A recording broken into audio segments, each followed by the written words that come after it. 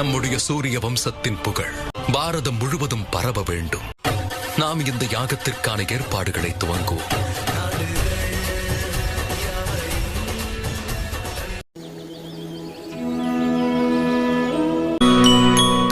லவனும் குசனுக்கும் எனக்கும் ஏதோ ஒரு இணைப்புரிய உறவு இருப்பது போல் தோன்றுகிறது.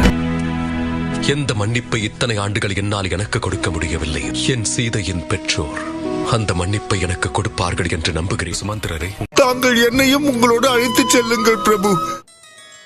இன்றையிலிருந்து உன் பிள்ளைகளை பற்றிய கவலையை விடு. அவர்கள் தந்தையைப் போலவும் தாயைப் போலவும் வரக்கூடிய சங்கடங்களை எதிர்கொள்ளும் சக்தி இருவருக்கும் உண்டு.